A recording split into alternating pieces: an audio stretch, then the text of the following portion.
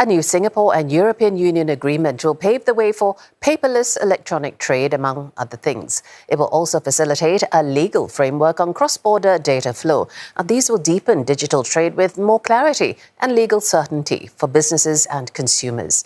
Singapore's Minister in charge of Trade Relations, Grace Fu, and European Union Commissioner for Trade and Economic Security, Maroš Šefčovič, signed the agreement today. Now, here's a look at some of the key features.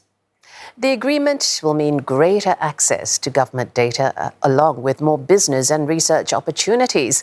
There'll be requirements on where information is stored. A legal framework also aims to protect personal data. These will ensure the secure transfer of data. International standards will be adopted and both sides will ensure there's compatibility between servers and frameworks. And these will make smoother cross-border e-payments and e-invoicing. Digital documentations will also be used. No taxes will be imposed on digital documents or data transferred. Now, both sides will identify and mitigate cybersecurity threats. Now, measures to protect consumers from fraud and deceptive commercial activities also in the works. Smaller businesses can also look forward to more digital trade opportunities to create a level playing field for all.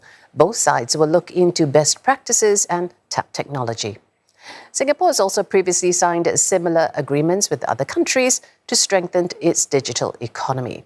Countries include Australia, the United Kingdom and the US. South Korea was the first Asian country to sign a deal on digital trade and technological collaboration. Singapore is also part of ASEAN's digital integration effort that's currently underway. There are also talks with Vietnam on strategic partnerships covering emerging areas in the digital economy. Well, let's get more now on how this agreement will benefit Singapore businesses. We're joined by Yuit. He is the president of the Association of Small and Medium Enterprises. First of all, welcome to the show. The agreement, we're emphasizing digital trade here, but give us a snapshot of Singapore's current digital trade footprint. I think that overall, on the digital trade footprint, the country is developing and growing. Now, I think that it is not as large as the physical trade footprint. Yeah. And it's quite lumpy, especially in areas, stronger in areas like finance. But in others, I think we can do a lot more. So overall, we have a lot of headroom to grow. Right. Okay, that's interesting. So it's a bit of a mixed picture right now. So how would this agreement with a bloc like the EU, okay, maybe help to iron out some of these differences, promote more access to opportunities in the digital economy for SMEs when, say, compared to bilateral agreements? Yeah. So if you look at EU as a bloc, compared to, let's say, United States, right? Of course, they are a country.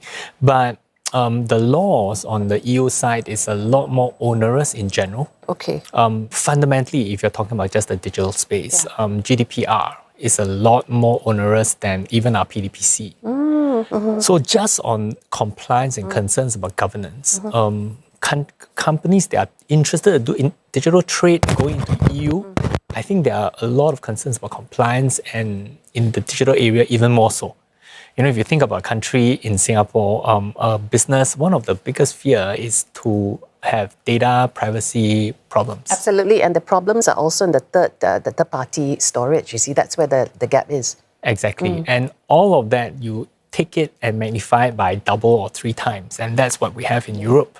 And that's a big impediment in terms of companies looking at digital access or opening up market in the EU as a bloc, because that's the whole trading bloc.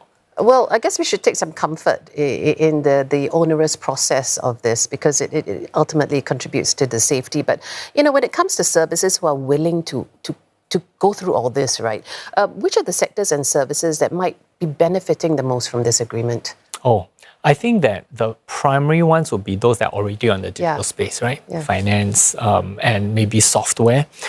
People who are running software services and they're relying on customer data, software as a service kind of business model and subscription.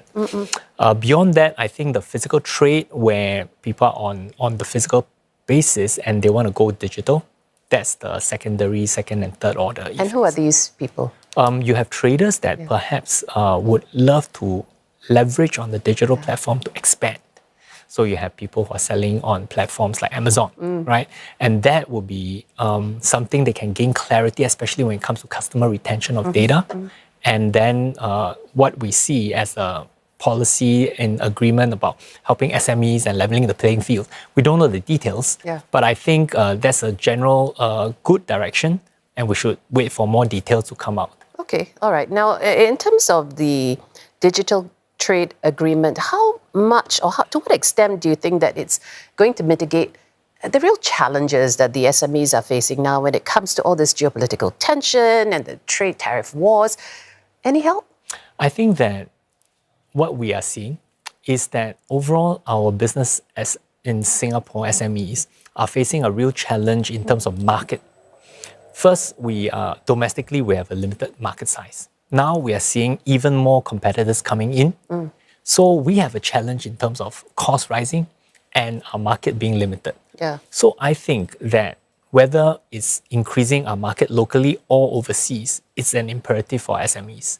And having additional access in European market, digital, and making it easier through the reduced compliance, I think that's really the key.